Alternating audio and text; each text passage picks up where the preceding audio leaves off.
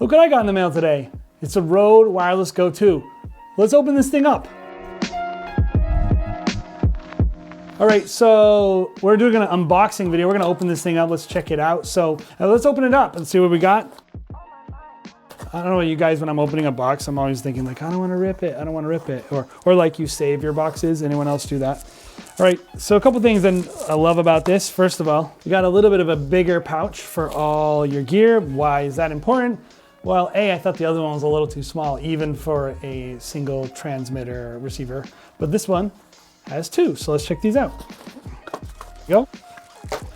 What do we got here? First of all, we got a bunch of these different clip-on things. So they kind of go on like this, the windscreens. Got the windscreens. We gotta do this. That's always satisfying to me, is to take that. Hold on, let's do it really slow. Oh, we got this one on, so you can see it says 1 and 2. Let's look at the cables we got. So we got one stereo 3.5. Manufacturers, I hate it when you do this, but mainly because I'm that guy, but when you give me USB-A to USB-C, why? Just give me a USB-C to USB-C. Oh, I hate that. So now we have 3 USB-C to USB-A cables, and I can go get my adapter. So hold on, everybody, I gotta go get that.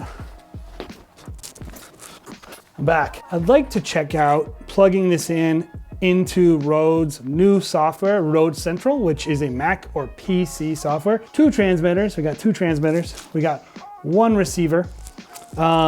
And then we have to plug it into Rode's new software, which is Rode Central, and then we can change a few more settings. So why don't we do that right now? So out of the box, update required. So there's that just popping up over here. So I'm gonna make sure actually that I have everything on when I do the update, just in case it's not wanting to push an update to the transmitters and they're not on. While we're updating that, check out the lots of pictures here. The thing that we all keep as filmmakers, piles of these. Why? Why do we keep these things? We should throw them out. Okay, firmware is updated. Let's check it out. So we got backlight on, off. So let's turn that off. Here's an interesting thing. When you plug it in, you actually can't see if your changes are taking effect, which I don't love. Which I like this actually. It looks like you can go between like coarse gain mode, which means it's just like, which is actually, I think, how the old school one did it. They would do low, mid, high, to my preference, which is fine gain mode, which is dBs, which is what I'm more accustomed to when it comes to a lav mic. I know why they did it that way previously, because it was more for people who didn't really understand gain, but now I think they're moving into a much more professional level product, so it's great. Mode mono, I believe this is transmitting a mono signal, so left, right, or stereo paired. Can I tell you guys one of the most disappointing features about this thing? This button right here, safety channel on. In order to use the safety channel, which I was hoping it would actually record it, and we'll get into this in the review, a safety channel on each one, you actually need to have it stereo paired, and I think you need to be using both your microphones.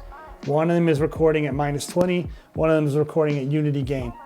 That is ridiculous. Who's gonna put 2 microphones on someone? This is how you enable it in this app. Backlight. So I'm not gonna have it on that because you never would want that. Another thing about this, you apparently have to have every single device plugged in. You cannot transmit your signal through your receiver into your transmitters. So in order to change their settings, you must plug them in. So let's plug one of these transmitters in and see the settings we get. If you look at our transmitter settings, you can open it up, and then there's like a little gear here. So let's see what's in there. Yeah, okay, so we got recording on, off. So this can be done on an individual transmitter level. So we'll turn it on. We got mute lock. We got standard quality, which is compressed, and then of course uncompressed, which we will probably use for ourselves. So let's see, that's cool. So we got standard quality, which we have 43 hours. That's kind of crazy actually, 43 hours of recording, yikes. And then broadcast quality, which I think is like an uncompressed WAV file, 7 hours, which is also pretty cool. Here's the thing, I don't love having to plug it in to get all these settings.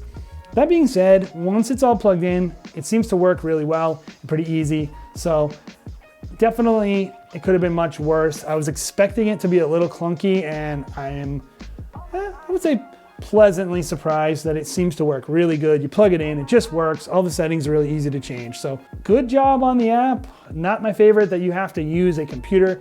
And we definitely wanted to show that, because if you are a person who's buying this thing and you just expect to be able to use it, you gotta know in order to get to some of these features, they are buried in the menu.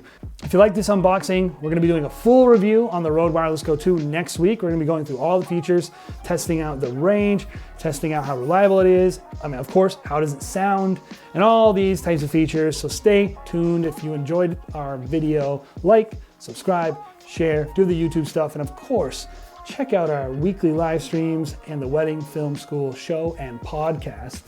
And join our Facebook group, because we have a lot of fun over there.